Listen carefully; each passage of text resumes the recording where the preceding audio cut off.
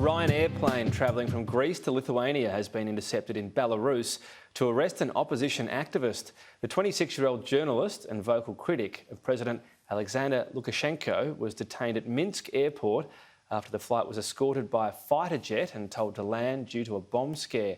The arrest has prompted outrage from European nations accusing Belarus of state terrorism. Joining me live now is former Pentagon advisor Jason Israel, also with the US Navy Reserve. This is something that's shocked a lot of European nations.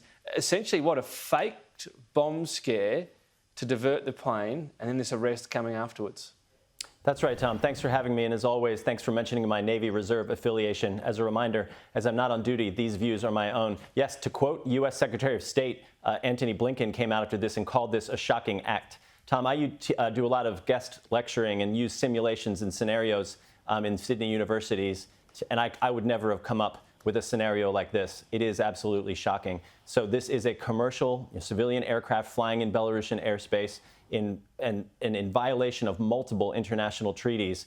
The president of Belarus ordered a fighter jet to scramble and to escort a civilian aircraft into Minsk in order to arrest Roman Protasevich.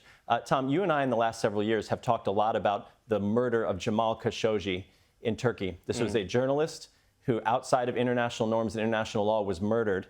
And right now, Roman Protasevich does face the death penalty for being on the terrorist list within Belarus, simply for trying to raise awareness of a dictator's act. So he is there. He's going to be imprisoned. And unfortunately, we're going to hear bad news about his case in the government. As you said, the EU is meeting, and so is the International Civil Aviation Authority, and they will act very sharply on this. We could talk a bit about what they could potentially do in response.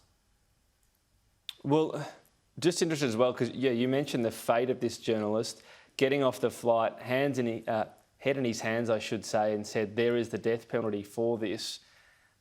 Belarus's dictator, essentially is what he is, doesn't get a lot of headlines perhaps around the world. What's his form here and what's his sort of hold on power as well?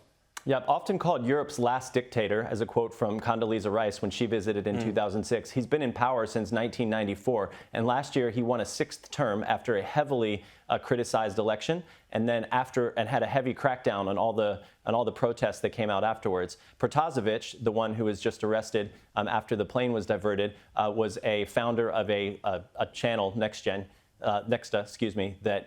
that was able to film a lot of the protests and the heavy crackdown, and was sentenced to, I think it was 12 years in prison, but he was also put on the terrorist watch list by Belarus, which would give the courts within Belarus, which of course are not impartial, the opportunity to give him the death penalty.